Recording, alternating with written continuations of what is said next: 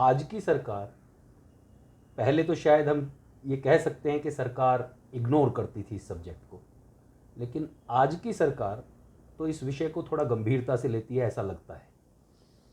क्या आज की सरकार से इस विषय पे कभी चर्चाएं हुई? मुझे कई वर्ष हो गए ये विषय उठाते हुए, सार्वजनिक क्षेत्र में, सार्वजनिक विमर्श में, मीडिया में इस पर लिखते हुए, इस पर बोलते हुए, कैंपसेस में घूमते हुए, नागरिक मंचों से इसका आग्रह करते हुए, संसद परिसर में सांसदों के पास जा जाकर, पार्टियों के पास जा जाकर इसकी याचिकाएं देते हुए, लेकिन इस विषय पर आज तक जो हुआ है वो सिर्फ लीपापोती हुई है।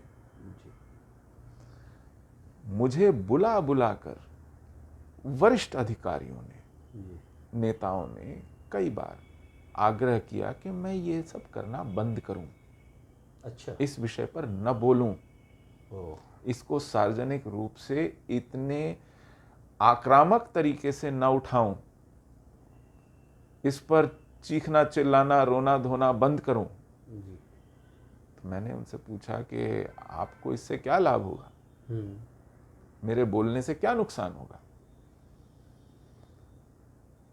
तो उनका कहना था कि इससे कश्मीर के मुसलमान खुद को कटघरे में खड़ा महसूस करते हैं, इससे चिढ़ते हैं, नाराज हो जाते हैं, और फिर जो हम उनका दिल जीतने की कोशिश कर रहे हैं उसमें असफलता हाथ लगती है। तो सरकार न सिर्फ मेरे विषय में, मेरे समुदाय के विषय में, हमारे ऊपर हुए जाति संहार के विषय में कुछ नहीं करना चाहती, ये तो एक तरफ है। ये मुद्दा ही न बने, इस पर बातचीत भी न हो, विक्टिम्स खुल के रो भी ना पाए, अपने साथ हुए अन्याय की कथा व्यथा न रख पाए, इसके प्रयास हो रहे हैं। Very sad. तो मुझे मेरी व्यवस्था से ज्यादा शिकायत है, क्योंकि मेरा समुदाय आज उन दो पाटन के बीच में पिस रहा है, जिसमें एक पार्ट तो वो है जो हमारा जाति संहार करता है, हमें समाप्त करने पर तुला हुआ है, जिसने हमारे विरुद्ध हिंसा की और जो हमें लौटने नहीं देना चाहता अपने घर। और दूसरा पार्ट वो है इस चक्की का जो इस पर आंखें मूंदे बैठा है, उसके डिनायल में है, उस पर लीपापोती कर रहा है, उससे मुंह चुरा रहा है, इंकार कर रहा है कि ऐसा कुछ हुआ भी था। तो अंग्रेजी में कहते हैं कि worse than genocide is the denial of genocide, कि जब आप न केवल अपराध रोकने में असमर्थ हैं, अक्षम हैं, न्याय करने में असमर्थ हैं, असफल हैं, बल्कि आप उसको छुपाते हैं, उस पर लीपापोती करते हैं, आप मना करते हैं कि कोई अन्याय हुआ, कोई अपराध हुआ, आप मुकर जाते हैं, चर्चा भी नहीं करना चाहते, उसको दबाना छुपाना चाहते हैं। तो आप भविष्य में ये अन्याय पुनः हो, उसकी पुनरावृत्ति हो, कहीं और हो, होता रहे, इसका मार्ग प्रशस्त करते हैं। अपराधी को आत्मग्लानि भी ना हो, उसमें अपराध भाव भी ना आए, ये कौन सा सत्य को, वो रुके भी ना इस अपराध से जो लगातार चल रहा है, और उसमें मेरी अपनी व्यवस्था संलग्न हो। मुझे तो लगता था कि मैं अपनी व्यवस्था की पक्ष में काम कर रहा हूं, क्योंकि पूरे विश्व में कश्मीर को लेकर के जो कथा प्रसंग चला, जो नैरेटिव चला, वो ये है कि भारत की सेना कश्मीर में बहुत दबाव बनाए हुए है, बहुत अन्याय कर रही है, मुस्लिमों के साथ, हाँ, मानवाधिकारों का हनन कर रही है, लोकतंत्र का हनन कर रही है, और मानवाधिकारों की लगातार अवहेलना हो रही है। इसके समानांतर जो सच है, इस प्रोपेगेंडा, इस प्रचार के समानांतर जो सच है वो हमारा सच है। बिल्कुल। और यदि आप उस सच को ईमानदारी से आग्रह के साथ रखें तो दुनिया को शायद बात समझ में आए, भारत का पक्ष दिखाई पड़े, भारत का, हिंदू का पक्ष दिखाई पड़े। और मैं सोच रहा था, मेरे जैसे असंख्य कार्यकर्ता संगठन ऐसा सोचते थे, आज भी सोचते हैं जी। कि ये वॉर ऑफ नैरेटिव्स, ये जो धारणाओं का एक द्वंद्व है, इसमें हम इससे पीड़ित होने के नाते अगर अपना पक्ष नहीं रखते तो वो हम अपने साथ ही नहीं, उन लोगों के साथ भी अन्याय करते हैं जो इस कारण आज हमारी दुनिया में नहीं है। बिल्कुल। जिनके साथ नरसंहार में जिनकी जानें चली गईं, जिनकी अस्मिता चली गई, जिनकी इज्जत चली गई, जिनके बच्चे निकल गए, जिनके माँ बाप उनसे छूट गए, जो अनाथ हो गए, जिनके घर बार लुट गए, व्यापार चले गए, जिंदगियां उजड़ गईं, हम उन लोगों के गवाह तो हैं। बिल्कुल। वो आज स्वयं अपनी बात ना रख सकें तो हम पर जिम्मेदारी है हम ऐसा करें। बिल्कुल। लेकिन आप वो गवाह सबूत भी मिटाना चाहते हैं, आप इस पर दलील वकील सब बंद करना चाहते हैं। आपने आज तक एक भी हत्या, एक भी बलात्कार, एक भी अपहरण, एक भी घर जलाया जाना, मंदिर तोड़ा जाना, जाति संहार के एक भी जघन्य अपराध पर मुकदमा चलाकर किसी को सजा नहीं दी है। बिल्कुल। उनको आम माफी दे दी है, उनको पासपोर्ट दिए हैं, अन्य देशों में पैरवी कराकर उस पर वीज़ा लगवाए हैं, उनको दुनिया घुमाई है, वो पाकिस्तान जाकर शादियां कराए हैं, वो आपके दामादों की तरह बैठे हैं यहाँ, उनके आपने खर्चे उठाए हैं, नखरे उठाए हैं करदाताओं के पैसे से। और अब ये सब करने के बाद आपको अखरता है कि कोई अपनी कथा व्यथा भी रख नहीं पाए ठीक से। ये मेरी व्यवस्था कर रही है मेरे साथ, वहां जो जिहादी व्यवस्था कर रही है वो कुछ और है, वो अलग है। तो हम दो राज्य व्यवस्थाओं के बीच में पिस रहे हैं। वो जो जिहादी व्यवस्था है उसको पाकिस्तान स्टेट चला रहा है, वो भी एक न्यूक्लियर पावर स्टेट है, एक पूरी राज्य की व्यवस्था है, और एक मेरा स्टेट है जो उससे भी ज्यादा प्रबल है। लेकिन वो उस जिहादी व्यवस्था को बहलाने, पुचकारने, उसका दिल जीतने में लगा है। और मेरी कथा व्यथा उसके इस मेहनत के आड़े आती है। इसीलिए इंटरनली डिस्प्लेस्ड पर्सन वाली लिस्ट में भारत सरकार की वजह से आप नहीं है। और इसमें मैं किसी गिनती में नहीं हूं, और मेरा न होना ही उनको जचता है, अच्छा लगता है। मेरे होने से उनको शर्म आती है, दो तरह से। एक ये कि उन्होंने मेरे साथ जो कुछ हुआ उसे होने दिया, बिल्कुल।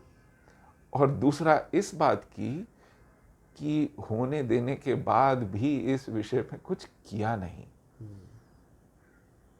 30 सालों से कुछ किया नहीं, और ना ही करना चाहते हैं, करने की इच्छा है, इस बात की भी शर्म आती होगी। तो मेरा होना ही उनके लिए एक बहुत बड़ी पीड़ा का विषय है। तो दो राज्य व्यवस्थाएं, दो शक्तियां मिल करके मेरे इस सत्य पर पर्दा डालना चाहती हैं। यहां काउंटर नैरेटिव की बात आती है। एक तो वो हैं जो कश्मीर से विस्थापित हुए हिंदुओं के कारण है, दूसरा पक्ष है जो उन विस्थापितों की मदद करना चाहता है लेकिन करता नहीं है, या कह सकते हैं कि मदद करने का दिखावा करता है। हाँ, मुझे तो नहीं लगता मदद करना चाहता है। यदि चाहता होता तो उसके आड़े क्या आता। वो, आपने ठीक कहा, उसका पाखंड करता है, उस पर लफाजी करता है, जबानी जमा खर्च करता है। और जो प्रैक्टिकली सत्य है कि कश्मीरी हिंदू विस्थापित हुए, प्रताड़ित हुए, असंवैधानिक तरीके से, गैर कानूनी तरीके से एक पूरी की पूरी कम्युनिटी को सेकुलर लोकतंत्र के अंदर विस्थापित कर दिया जाता है, और उस सच को सुनना भी नहीं चाहता कोई जी अपने ही देश में। जी।